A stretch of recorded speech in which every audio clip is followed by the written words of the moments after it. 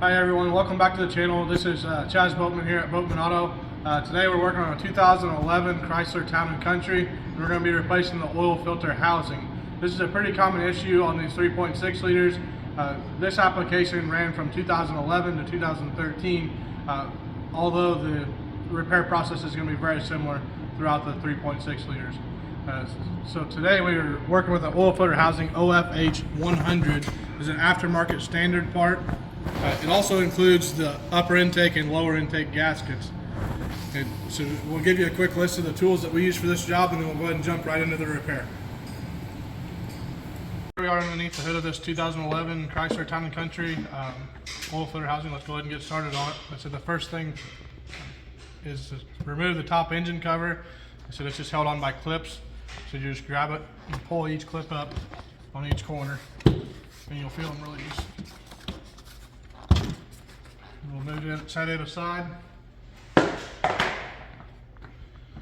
the next thing, so you can see the pipe that runs across the air cleaner, runs across the intake, has a clip that needs to be removed. Just get under it, pop it up out of there. Work the pipe off of both sides. We'll set it aside. So next we're going to remove the air cleaner. So it's got one 8mm screw. We'll go ahead and loosen it up. And I said you can take it loose right here, but I usually just like to take the whole housing off because you can check the air filter at the same time. And there's 3 clips, one here, one here, one here. And I said that's going to release the air cleaner, and it's just going to slide out of there. Then you're going to work the air cleaner loose and go ahead and pop it up out of there. I said we can just take a quick peek at the air filter, and so you can see it's pretty dirty and need a replacement. So we'll set that aside and check with the customer and make sure that's what they want to do. So the next step, so kind of keep these tools up here out of the way. Our next step is there's a pipe that's running down the back of the engine that has a hose clamp on it, and we'll just release the hose clamp with a pair of pliers and slide it back out of our way. And that's how you should just grab it with a pair of pliers so you can get it turning.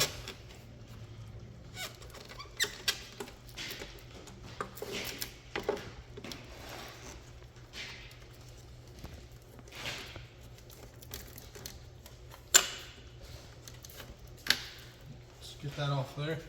And so next we'll get this electrical harness, and there's a vacuum line here that we're going to just take off and get it out of the way.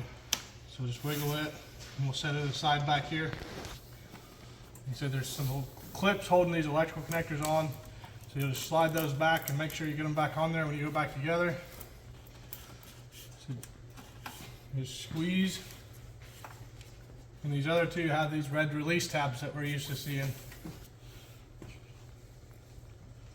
Step back and grab our pick tool.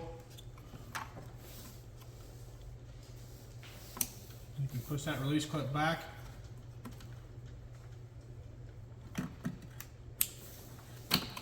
And that allows you to unplug the throttle body.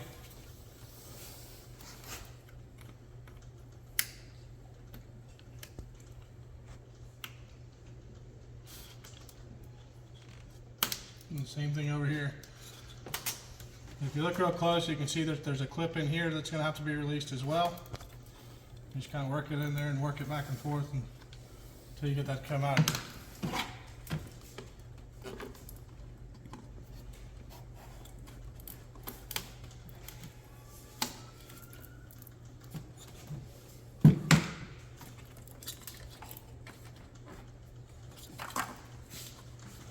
So there's one more little clip holding this harness down. Get underneath of it, and that allows you to slide this whole harness back out of the way. Alright, and so now I'll have you come around and we'll take a look at this bracket over here on the other side, and we'll show you how to remove it. It's holding this intake tight. Alright, now we're back on the driver's side. I do want to remind you of a very important step. Since we are working on the fuel system here, we're going to have the fuel lines off and the electrical system. We do need to take the negative battery terminal off of the vehicle. just to prevent any kind of mishaps. So we'll take our 10mm here and loosen this negative cable up just enough so we can work it off there.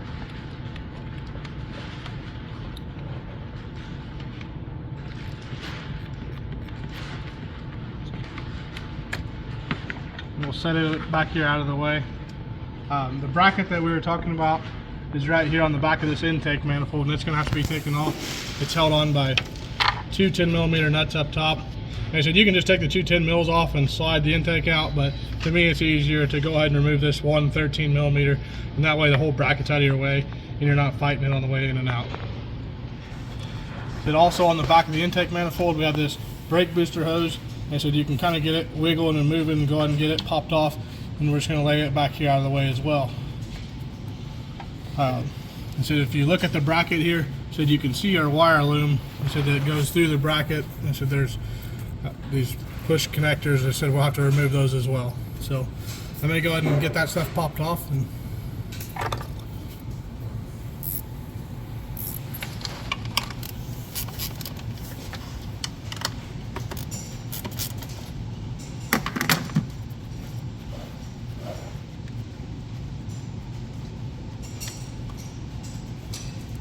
so I recommend keeping all your parts in order in a magnetic parts tray. That way nothing gets lost anywhere.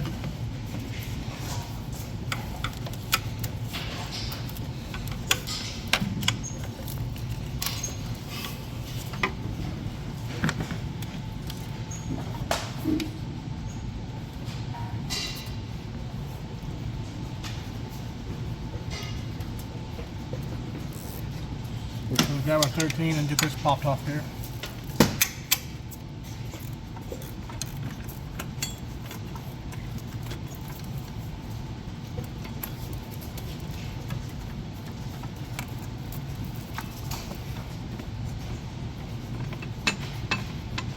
So we don't have to remove that all the way, we'll just get some play in it that way so it's not tight when we're going back together.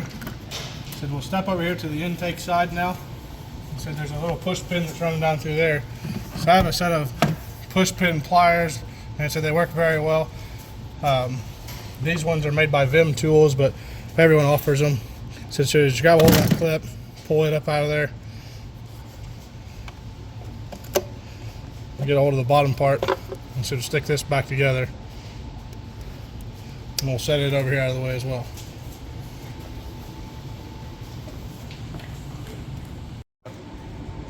Alright, so here we are back on top of the intake. Our camera crew had to get readjusted over there. So the next step is going to be to pop the top radiator hose off the intake manifold. So to do that, you're just going to get underneath of it, work it up off there, spin the clip out of the way. And so then we're going to pull the rest of this intake tube off of here. We already pulled the pin out of the top. So it's held onto the back by a couple rubber grommets, but it said this power steering hose is also attached to it underneath here. So the same tool, same way. So just get underneath there, and so we're going to work that up and just pop it out of the way. Disconnect this power steering hose. And so now this piece is loose, so you kind of just work it up out of there. And so it's kind of a tight fit. So turn it sideways and get it out of the way, and that really opens things up in here.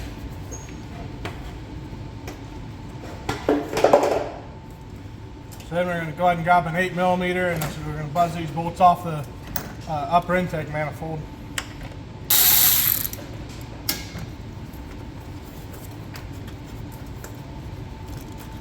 So now that we have those 7 bolts out, there's also a bracket in the front of the intake. I didn't notice that earlier, but it's a 10mm as well. So we're going to go ahead and take that off there.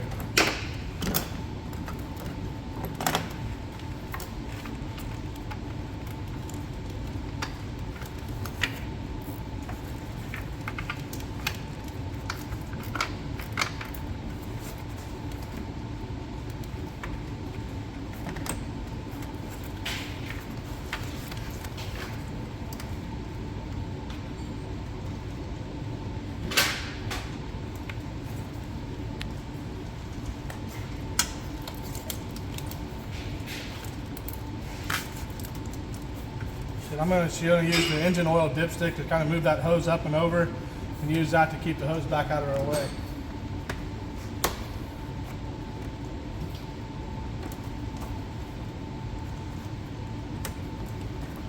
can see there's a 10mm bracket here and a 10mm bracket here.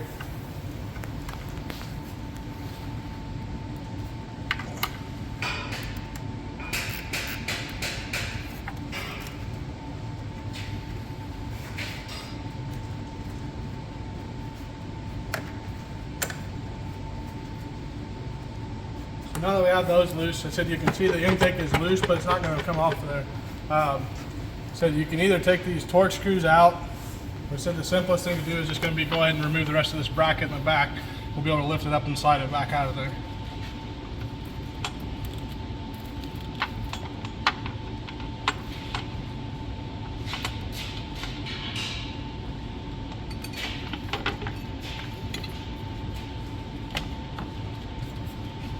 So now we'll lift the intake manifold up.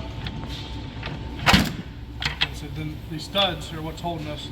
So there's studs on the front and there's studs on the back. So one side or the other, you're gonna have to remove one of them.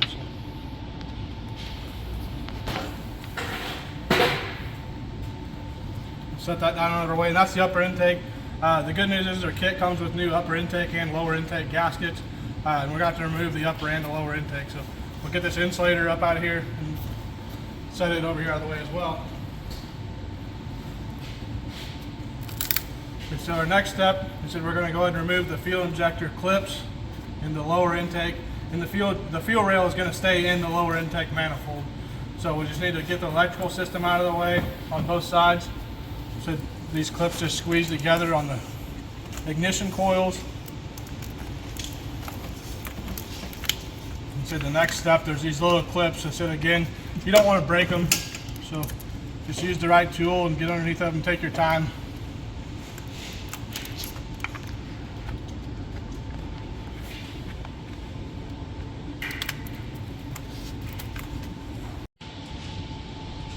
So on these fuel injector clips, I just like to use a 90-degree pick. And I said you can get a hold of them right underneath the tab, and you just pull up, and that releases them. And then I said, then you're going to depress the tab and slide the injector clip off.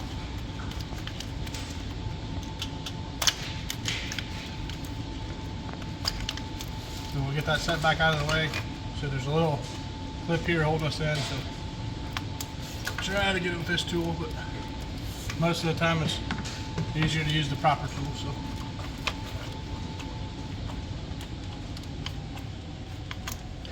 get that worked off there. And we'll do the same thing in the back with the injectors. It's hard to see, but so you can kind of use the rail as a prying point a little bit. And you'll hear them break loose. Just be careful not to break them.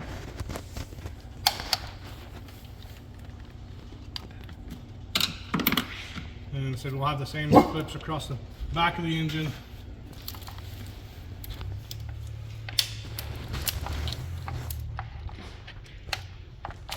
Go ahead and get those off and unplug our coils just the same way as we did the front ones.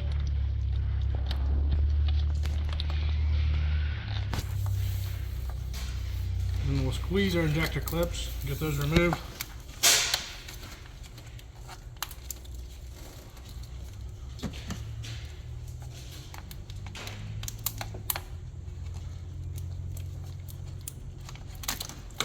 Alright, now we got that whole harness back out of our way. Just kind of tuck it back. Same thing, 8mm bolts on the lower intake manifold.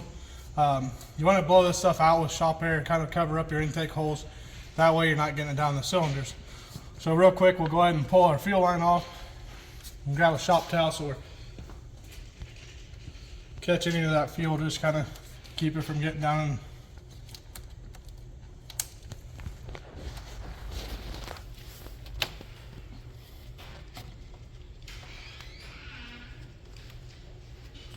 clean that up and set it back out of the way as well.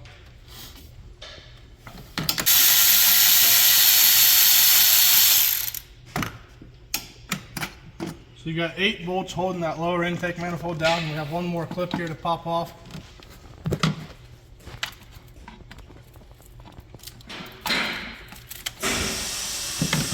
And now this is ready for removal, so we'll just go ahead and pick it up out of our way, and that gives us access to our oil filter housing.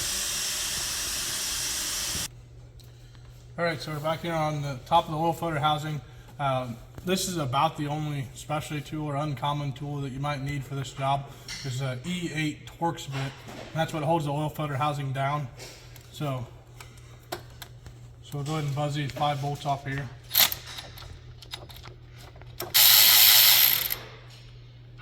Alright, now that we have those loose, there's 2 sensors, and there's also a coolant supply line that cools the oil filter. So I said we're going to lose some antifreeze, we're going to make a mess here, so we're going to go ahead and drain the oil and change it anyways, and I said I'd recommend that as well to anyone that's doing this job.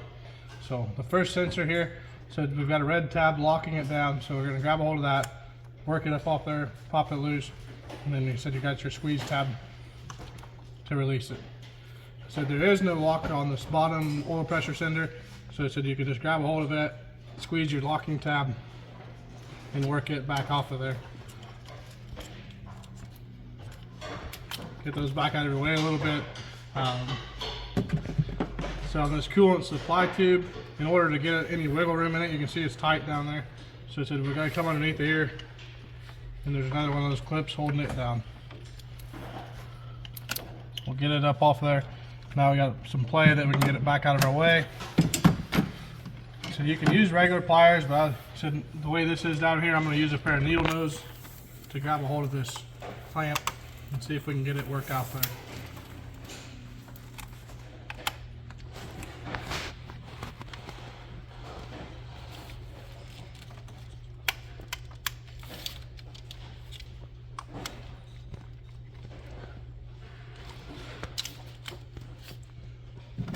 So we've got our clamp here, and so I'm just going to use a tool to kind of help assist that hose off of the housing.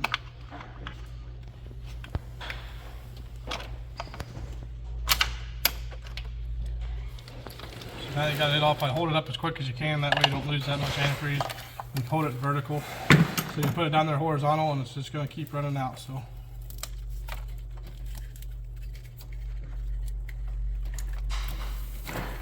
Get it set up there, that way the antifreeze doesn't keep coming out of it. We'll get this cooler broke loose and off there. As you can see, it's running antifreeze down there, it's running oil down there, and all that's going to go down your engine. So that's why we're going to change the oil on this vehicle.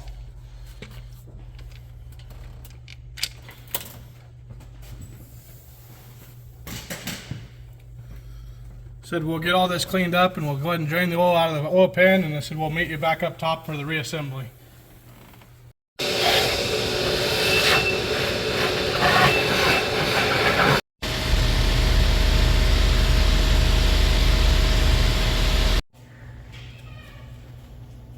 Alright, we're back under here ready to assemble the oil filter housing. As you can see, the cleanup job, it doesn't have to be perfect. What you do have to make sure of is all of your sealing surfaces are clean and free of any debris. So you're going to seal here, here, here, and make sure all your screw holes are cleaned out. And so as well as your intake gaskets, you want the sealing surfaces to be clean and free. Like I said, you're not going to get it all out of there unless you spend a lot of time doing it. This was about a 30-minute cleanup is what I spent on it. So we're ready for the reassembly. Got our new oil filter housing. As you can see, it has new seals on it. But also want to make sure none of the old seals stick on the engine when you're taking it apart. It has a new O-ring for the seal, a new filter in the housing already. And I said we'll get her set back down in there and bolted up.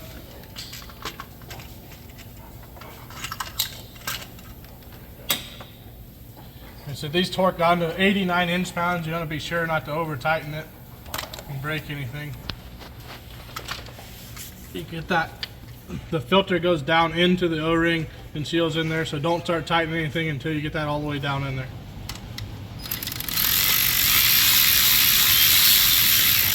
And take our E8, get everything started.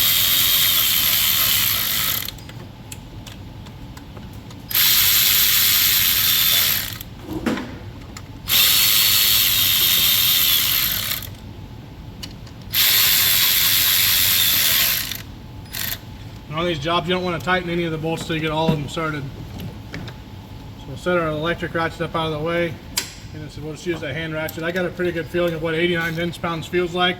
If you don't have that, you should probably use a torque wrench. So you're just going to grab it and you just snug it.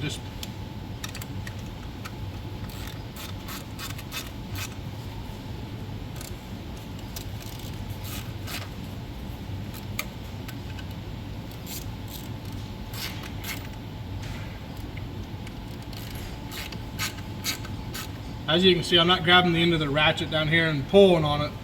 So if you do that, you're going to over tighten them and break something. And so we'll just go back over them, check and make sure they're all tight. And there's 5 E8 screws that hold that oil filter housing on. So now that we got that on there, we're going to work this coolant hose back down in here that we had vertical to keep the antifreeze in it. And we're just going to slip it on there as quickly as we can.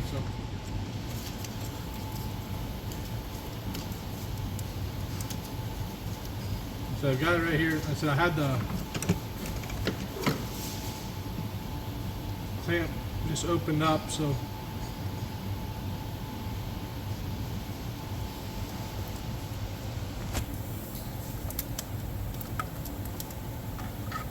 get that work back on there. Close your clamp down. That's good to go there.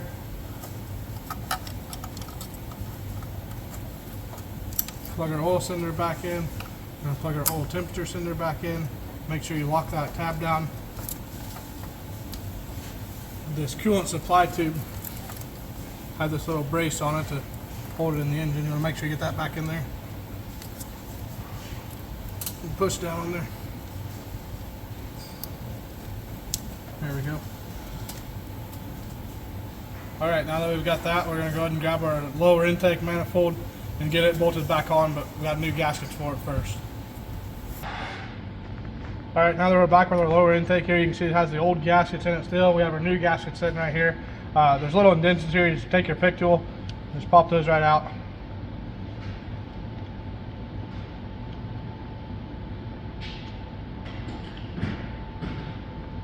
So we'll throw those aside to throw away later. A little tip here, keep your fuel side up or plug it with your finger when you tip to go do the bottom side. So like I said, you got the same indentions, but you don't want to dump fuel all over while you're working.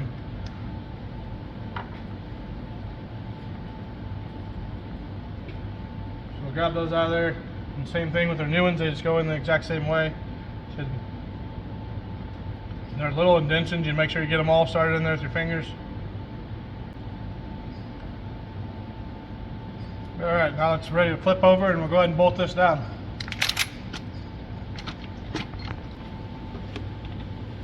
Alright, now that we got these all started, there's the same torque spec. It's going to be 89 inch-pounds. You're going to start at the middle and work your way out just to pull it all down evenly.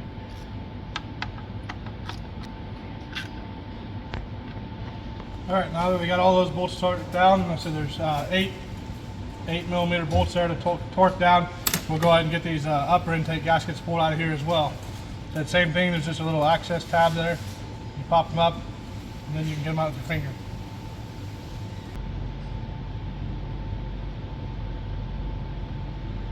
Okay, now we've got the lower intake bolted down, the lower intake gaskets replaced, the upper intake gaskets put in. We're ready to hook the injectors back up and hook this wiring back up for the ignition coils and also our fuel supply tube.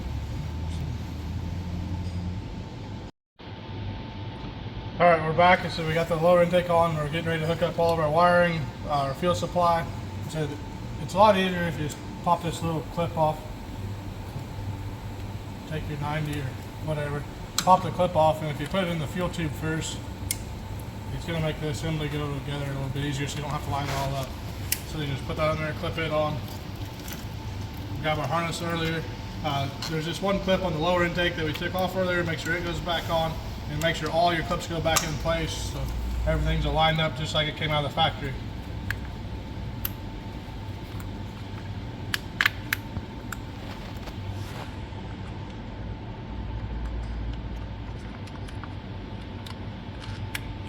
Make sure you lock your injectors down, lock the clips down on them, and put your support clips back in as you're going along. So there we got the front, and let's get the rear real quick.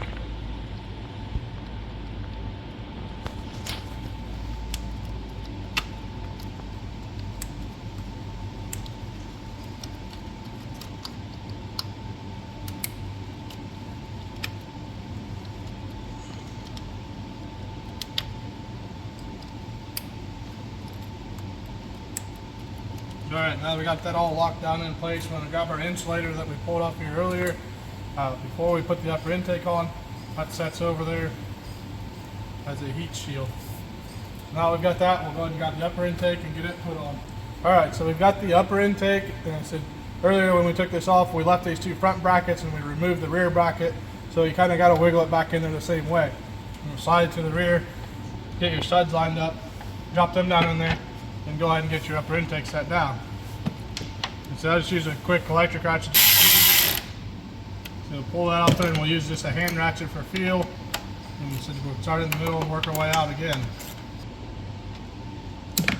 Alright, so we've got those 7 upper intake bolts tightened down.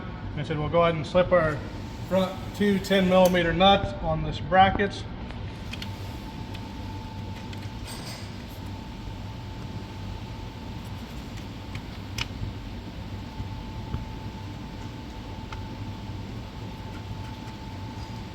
So we'll take our 10mm ratchet wrench and slug those down.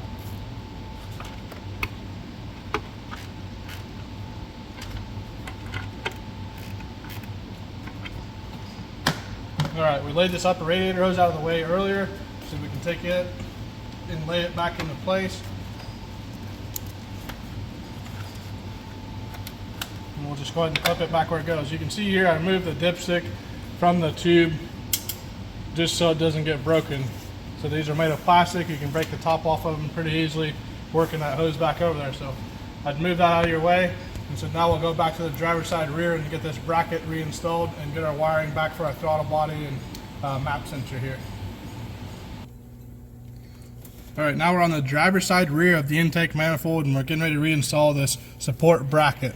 So it just slides down here into place over top of the 10mm studs, and then you can start the lower 13mm bolt.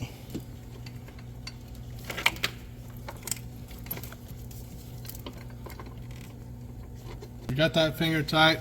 We'll go ahead and reach over here and grab our 10mm nuts to go up top.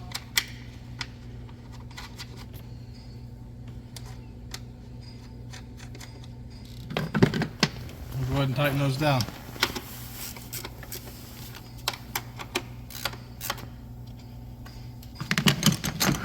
Now we'll do the same thing with our lower 13mm bolt.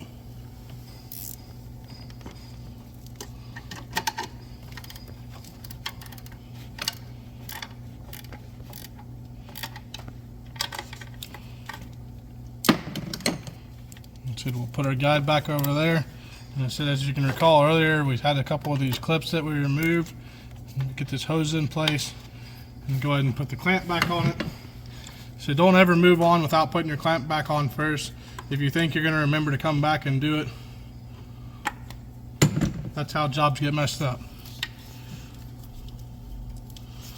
So we'll reach this over. There's these clips that go here. So this just hooks on the lower tube as it did earlier. We'll plug the throttle body back in here along with its clip. And so this other sensor was in the intake, so we'll have to wait till we get that put back on. So we've got our brake booster hose hooked back up on the back. So we've got our other PCV hose hooked up. And so we're missing a hose here that we took off earlier. It's laid up under here. And make sure you get it hooked back up as well. We don't want any vacuum leaks. Alright, now that we got that button back up, we'll grab the intake and we'll get it stuck back on the other side. Alright, so we have the intake piece here. I've already installed one of the rubber grommets here. They usually stick back there on the back of the engine. And they said you're going to have to pop them off there and then you'll slide them back into the groove here. So there's not going to be any way to get this on there without pulling those rubber grommets back off. So just a tip.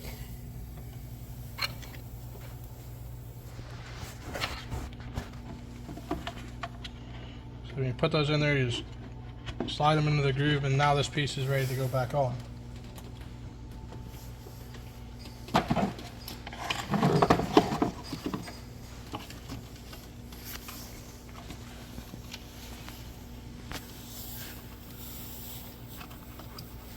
So you can kind of reach around the backside and work by feel to see where you're starting your.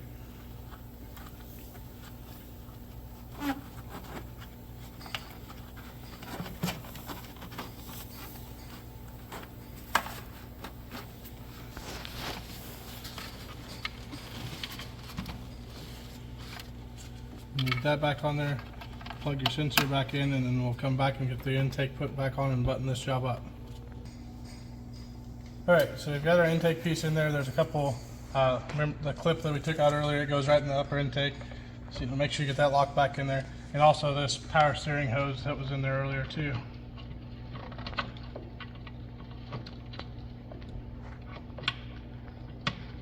So now we got those clipped in, so we're ready to just go ahead and slide our intake back over. Just work it back into place. Slide it into the locking tabs, and then we have our 3 hold down clips.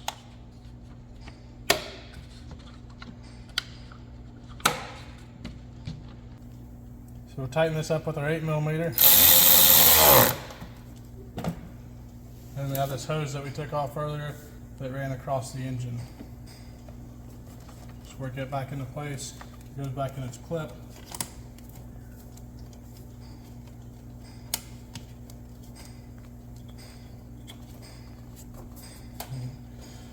So now that we got this job done, I said we have the top cover to put back on, but first we're going to fill this with clean engine oil and clean antifreeze.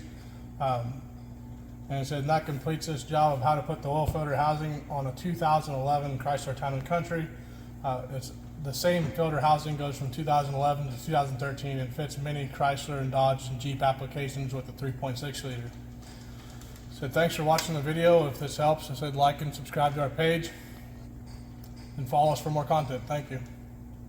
Yeah,